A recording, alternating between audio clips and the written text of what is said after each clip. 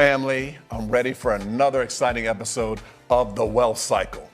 I'm telling you, we've already covered the stages of growth. Remember that? We went through how to budget, spending control, how to get out of debt. We call it do good, get out of debt. And then also there's something called save vesting. And people really got excited about that. And that's about how to invest in things like that. And then also number 4 is build a wealth machine. Those are 4 stages that show you how to build wealth and do it God's way. So last episode, we covered ways of saving money because we wanted to learn to save money because we had something called margin. Because remember the word margin? That means that what your income is and then what your debts are or what your expenses are, that we want to have a little bit of area in between. And we want to use that. So I'm going to use the word margin. Just say margin and type the word in margin in the chat.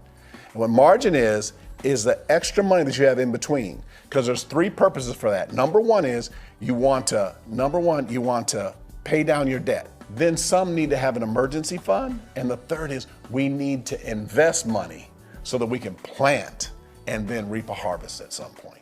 So we want to do that. But then someone says, hey, I want to not only just save money, I want to show you on this episode how to make it a lifestyle. So we're going to be doing bigger ticket items. In other words, like, how do I save money when I buy a car? How do I save money when I buy a house? How do I save money? But then also, it's more like a mentality and it's also like a lifestyle. And then, hey, you guys, I have a new word I made up a few weeks ago. It's called financial meekness. I'll repeat it again. Financial meekness. What that is that you have the money, you just don't spend it because you have a goal of what you want to achieve. In other words, you cool. You ain't trying to keep with the Joneses. Anyway, they lost their house a couple years ago anyway. You just want to do what's best for you and your family. So I'm going to let you guys a little sneak peek right away. So what we're going to do is this. The first thing you're going to do is the money that you're not, I'm going to use the word wasting, but the money that you're not spending, you want to start putting it into a prosperity jar. And we want to start to save that money. And we're going to show you some techniques to show you how to build wealth God's way. Are you ready? Here we go. Ready, set, grow. Hey family, give me a high five. I bet you there's 5 people that you can think of that you can share this with. We want to make it easy for you to ask a question. Just put it right there in the chat. We may not be able to answer all the questions, but we'll do our very best. Hello family, we're back. My goodness, we covered so much on our last episode. We went over ways of saving money and creating margin. So again, we've talked about margin, just the difference between what your income is and what your expenses are. We're trying to just lower those expenses. But now we're going to show you how to use the money that you save and how to invest it. But we want to make this more of a lifestyle. So, hey, yes. So Crystal is back and it was just awesome. So we first of all just want to let you know, laying some foundation is this. You have a budget and the first thing we do is we tithe 10%. So the word tithe means tenth.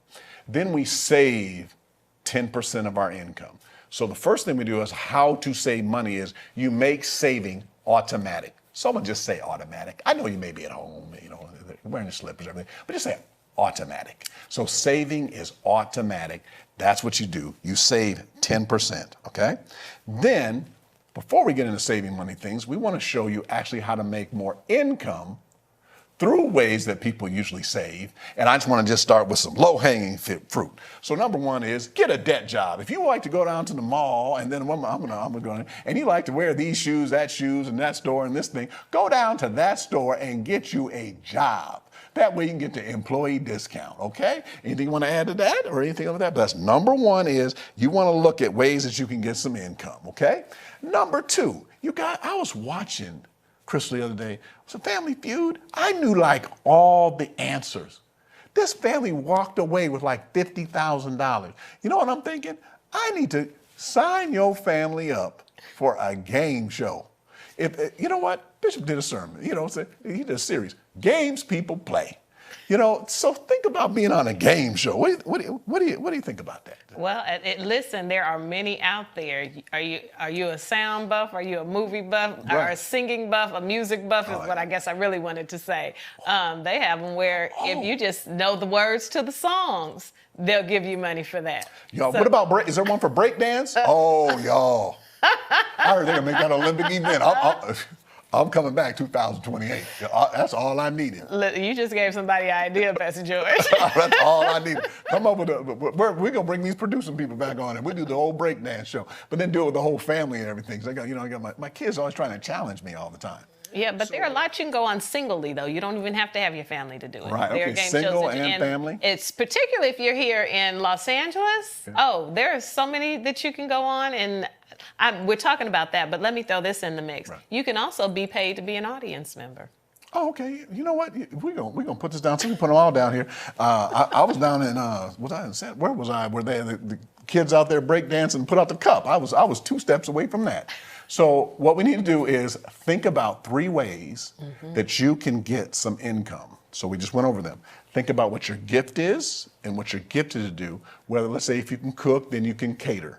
Then you can do this, you can do events, and then the other thing, and party, different things in that area. Real estate, you want to get into it. I've said this to the young adults, but I want to say it to everybody. Then be a property manager if you don't want to. Like, learn the ins and outs and everything like that. We brought in Shayna was on here a few weeks ago. So she manages my properties and different things, our properties our family has. And so she's learned a great deal of how you do that. And then she's a homeowner now. You know what I mean? Like, so it's like a whole process. I think also people get raises and they get bonuses and then nothing happens with them. Like, in other words, hey, I got a raise on the job. I'm like, but your standard of living something should change. Now, wait, before you write in the chat that there's inflation or this happened or that happened. Okay. But if we had that margin, when the raise, it'd be on top of that. So we'd be able to do it. And not only that, Pastor George, that brings back a story that I have of me and my cousin back in college.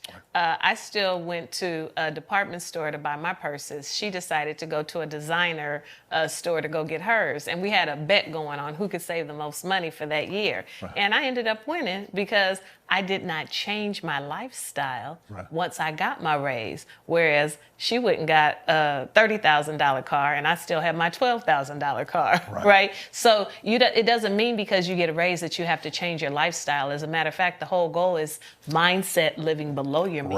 Right. If you remember, I've written articles and also it's in a book. It's called Act Your Wage.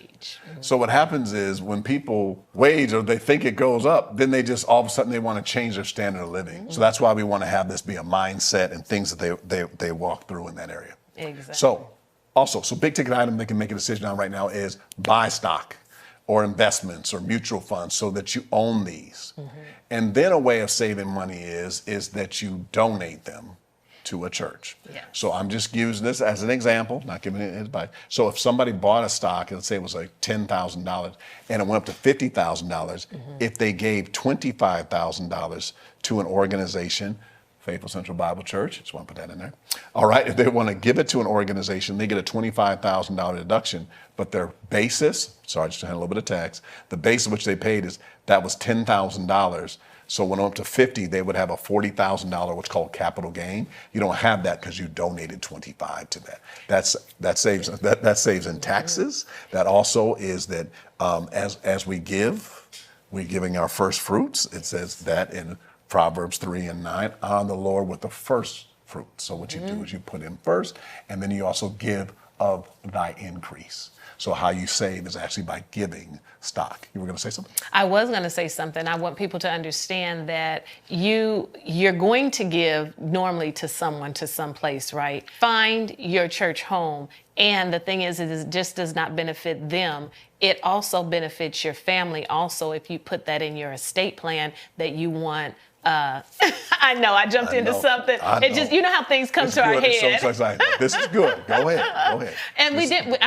Finish, and then we'll be having a class on that. Go ahead. Go ahead. Listen, you guys, I'm creating work, I see. But I need you guys to understand and know that, though, that you want to pass on the legacy, and so you put it into something that you believe in. Because let me tell you something. If you don't do that, you have no idea where it's going once you're dead and gone. So if you have it in your estate plan, it is best, even if you're not donating it right then while you're alive. But you still want to do that, don't get me wrong. But when you put it into your estate plan, it actually seals it. And we have people that do that, Pastor George, all the time. And that is, and by the way, Crystal did an excellent job by bringing that up. It just opens it up to something. So I just want to just say it.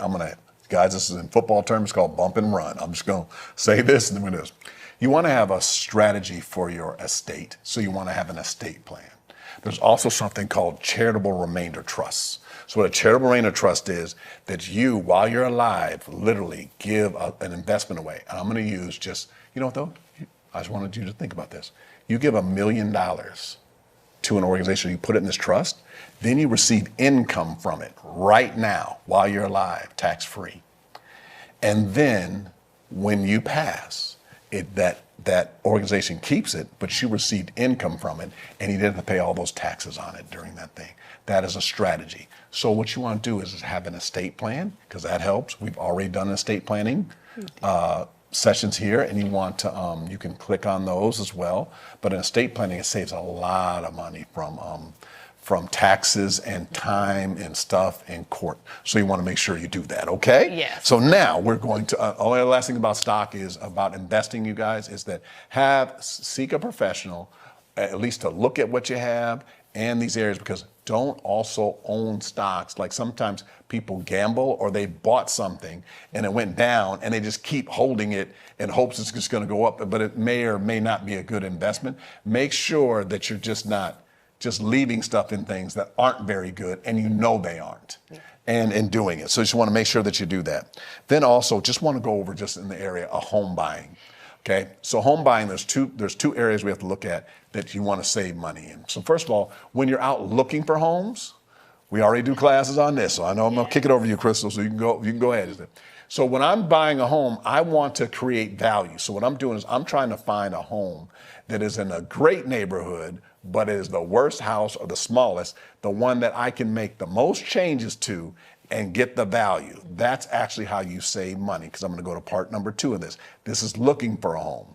Then I actually go to the stores, hardware stores, Home Depot, Lowe's, wherever I'm going to go, and I look at their discount section every week. So I see certain things that I may be able to use at certain properties, and I actually keep them so that I have them for my properties when they're ready. Yes. And so I'm saying this to someone who doesn't even own a home, is they should all start looking at these things so they want to count up the cost before you get into that situation. That's home ownership. The second is finding a home. The other part is financing. So now, first thing you want to do is make sure your credit is good. Your credit determines the interest rate. Well, now they're raising interest rates so high, it's high whether you have good credit or not in doing it. But interest rates, that determines your interest rate. How much your income is determines how much home you can afford. So what happens is you want to do that and start getting relationships with banks right now. Yeah. I'm going to go into car buying is you want to have a relationship with a bank right now before you go down the dealership. So before you buy a home, you want to start looking at those things. And I'm going to say one more thing, then I'll let you, is develop your dream team now. Who is your financing person? Who's a realtor that can help you? Who's your financial team that can help you in all these areas? And start getting these things in place right now. Anything else you want to add to home? Yes, I want to add this, Pastor George, is that financial institutions, you want to build relationships with those individuals there. The best institutions I have found to build relationships with are credit unions. Right. The larger financial institutions that we have, their turnaround is high. It's kind of difficult if you're not walking in there with money already to build those relationships with them. So if you can belong to a local credit union or where you work, the organization you work with, or organization that you're a part of, your fraternity, your sorority, or whatever that might be, find a credit union.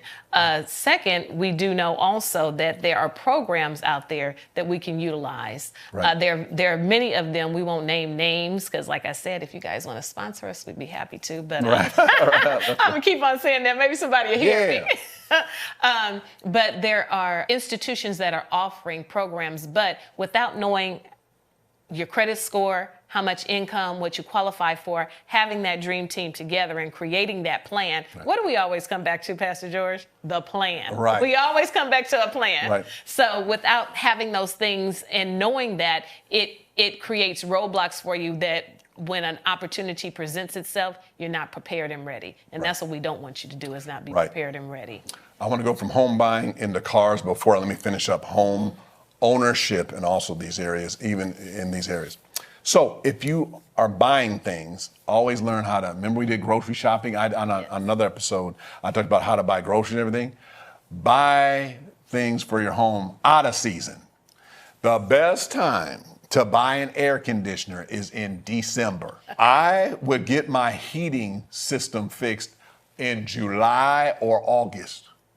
I mean, when they come over to put the heater down, they better be sweating. You understand? Like that. You have to learn how to think like that. Mm-hmm.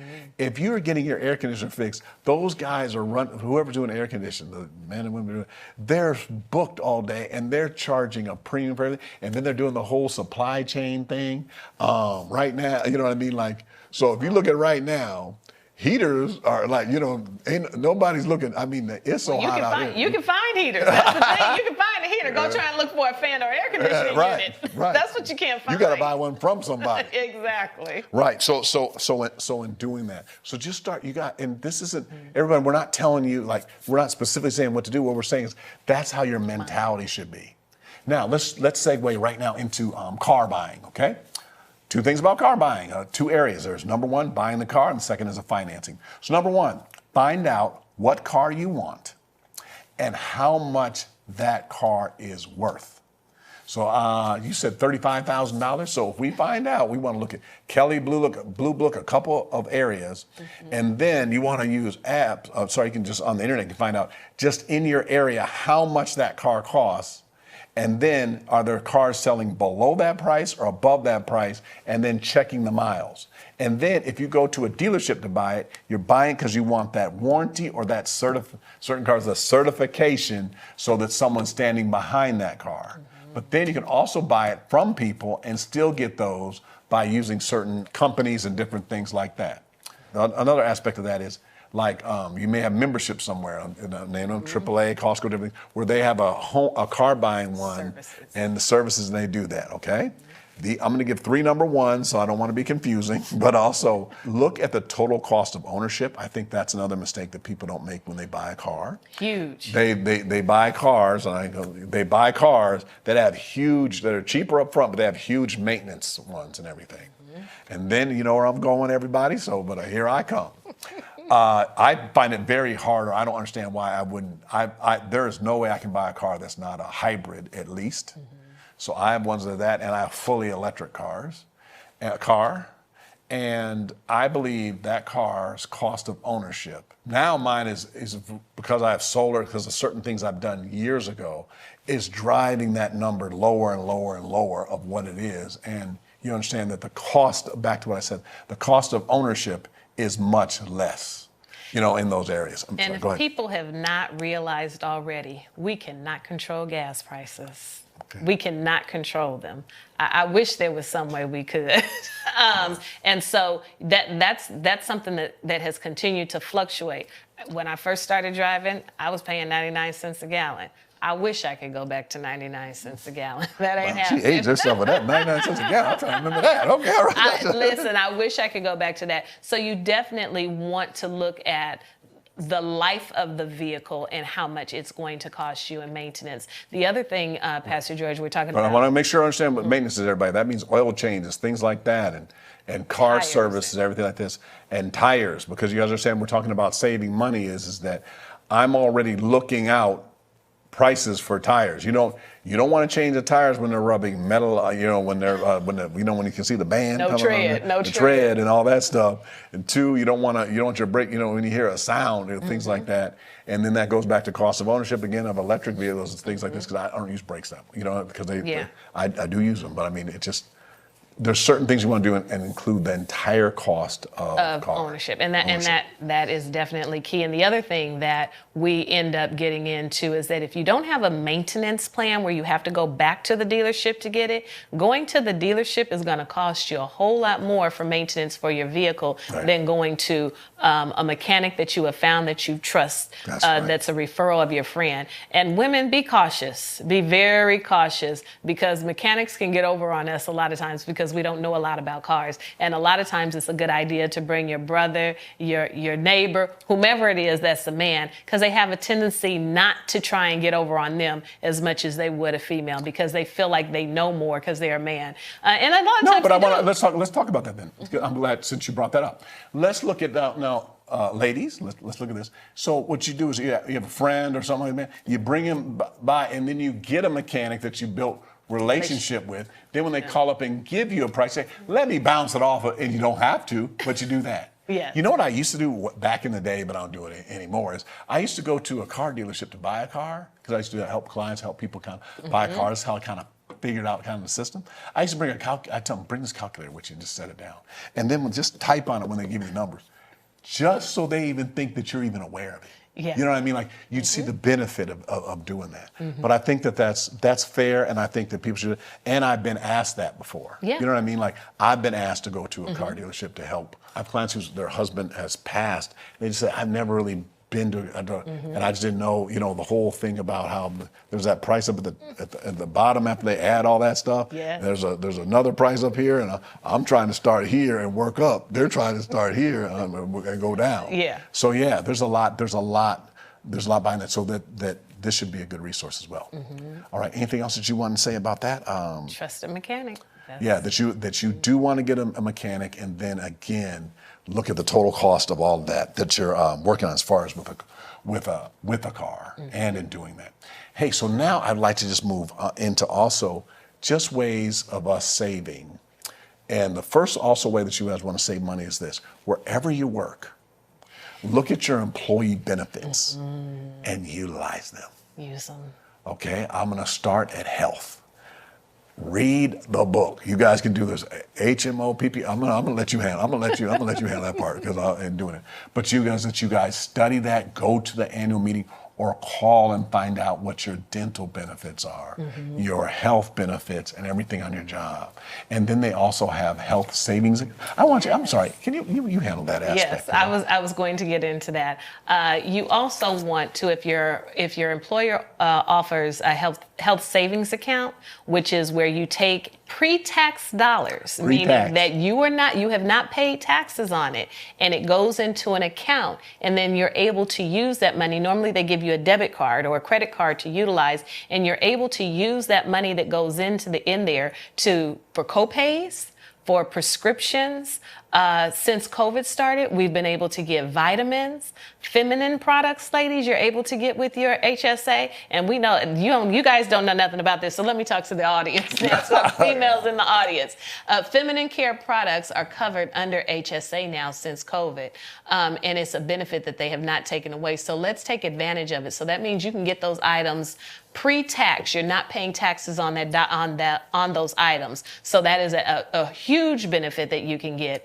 And the other thing that you can get with HSA, normally there is a discount that comes with ordering from the online store. So you get an additional discount. You're getting pre-tax dollars, and then you're getting additional discount from the online provider of the items. That can be things for the SPF. Why can't I think of the name for it? Sunscreen. Thank you. Sunscreen that you can utilize. We all need to be using that. Listen, we already said the heat is being disrespectful. The sun is like a baseball bat. It is being disrespectful now. And so take advantage of the HSA account if your employer offers it. Another thing I want to speak on, Pastor George, regarding healthcare benefits is that in 2022, January 1st, 2022, they started the NSA, No Surprise Act. The No Surprise Act is if you go to the emergency room, you cannot end up with a surprise bill. I don't know how many of us have been to the emergency room before. Yes.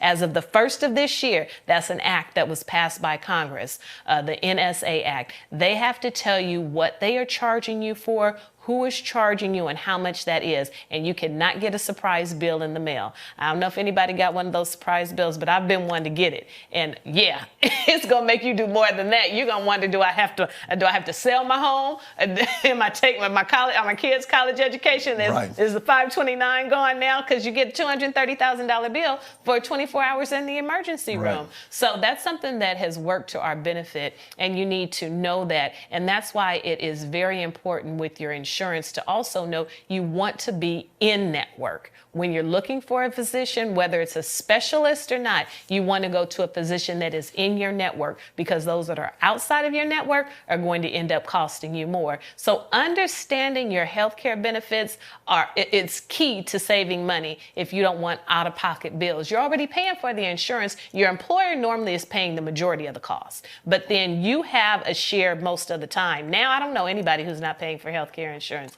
Maybe the military? Congress might not be. Oh, no, they aren't. They ain't paying. Oh, yeah. That's a different subject for another day. Exactly. Don't get me started on that. But most of us are paying for our benefits. We're sharing costs with our employer. So get the most bang for your buck. Wow, Crystal, that's a lot. Y'all, I'm taking notes. I know if you're under 40, just type it down. But I'm saying, I didn't know that, and in doing that. But you guys always write down and find out things now, like in network. Who are your urgent care? Because the absolute worst is, and it's always with kids, they get hurt, or someone get hurt, and you're like trying to drive around, and then you go there and fill out the paperwork, and the kid's already in the back, and they're like, oh, you're not in our network. You know what I mean? Like, find out. Oh, that's only happened once. I'll be like, look, hand me your arm back. Give me your arm back. We'll be in the car. We'll be right back. No, but you can't. But that happens in that area. Okay. So in health, do that, and then also this is really good resources. So we'll have those available. That's really good. All right. So now I'm gonna come on back now. Okay. So now I'm back. A couple of ways of saving also on your job. You guys, there's something called a 401k or participate in the retirement plan at your company. Companies have what's called a 401k if you work for a for-profit company, a 403b or TSA if you work for a nonprofit or a state organization, a 457. You guys hear these terms? Those are if you work for a county, something like that. And then there's also something called the IRA. The advantage is they put the money in before the taxes. She brought up pre-tax, which is great. But pre-tax, so you guys understand something, is that if you put $125 in, it really only affects your paycheck. 100, I'm just using a illustration, because you're not paying state and federal taxes on it. So you see, like, that helps you and also reduces your taxable income, marginal income rate as well. So it also helps you in that area. So invest in a retirement plan. And wait, you're missing the biggest part for some of them. Not all of them, I understand. But let's just talk about the contribution that your company makes, the match. Exactly. Listen, don't leave money on the table. Don't kill your golden goose. If somebody is going to give you money and you don't have to do anything for it except for save your own money on top of it, take advantage of it. It is so many of us that don't take advantage of those things, and, oh, well, I can't afford to do it. Oh, well, I'm so tired of hearing when we can't afford it. You can't not afford it. That's like me giving you $150,000 and you say, oh, I can't afford it because I don't want to match it with $150. I think that is excellent. You know what? She comes to my 401k presentation. So here we go. You guys, there are 4 ways you make money in a 401k. The 4 ways that the money's made in a 401k. Number 1 is the money that you put in. Second is the money that you would have paid taxes on. Do you understand that? You didn't pay tax on it, and it grows tax deferred. This is an IRA. There's also something called a Roth, where you do pay the taxes, but then it can be taken out tax-free. But so it's the money you don't pay in taxes. Number 3 is the investment has a rate of return. Like it either, now more than likely it's down now. The markets are down now, but there's a rate of return over time. That's right, it's time to buy. She's got it down. And then 4th is there's some companies have a match. So you want to do that. And then also, when we went back to income, is ask some of you if you work for a smaller company, or if you ask for a company, ask them. All companies, wait, I didn't say small. I'm sorry, I didn't mean to say small. All companies, if you ask for a raise, ask them to give you the money in stock. if you work for a public charity, and say, put it in retirement and do things. Because they have those plans, the people that you're talking to. Oh, yeah. So you want to, ask for that money in stock, ask them to put it in your retirement account, ask for a bonus that way, ask for it in your retirement. That also saves you money. So, hey, everyone, I wanted to cover, my goodness, Crystal, this went fast to us.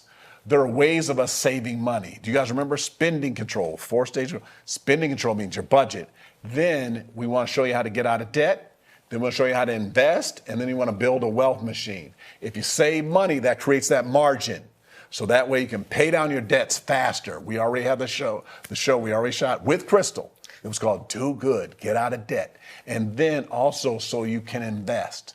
We pray this was a blessing for you. And again, if you got questions, hey, type in the chat or also send us questions and we'll make shows. We already got 2 more shows out of what Crystal shared today, but we'll be able to share it. And then again, I know I say this a lot, but I really ask you to give me a high five.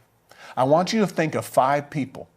First, send it to 2 people that ask you for money, I guess, right now. You should send that to those, right? Okay, send it to 5 people that are friends that you care about, relatives, or just co-workers, people that you think this would be able to be a blessing for. And then we want to help you in the area, we call it the wealth cycle. That's where we build wealth God's way. Thank you so much for joining us. Bye. Hey family, give me a high five. I bet you there's 5 people that you can think of that you can share this with. We want to make it easy for you to ask a question. Just put it right there in the chat. We may not be able to answer all the questions, but we'll do our very best.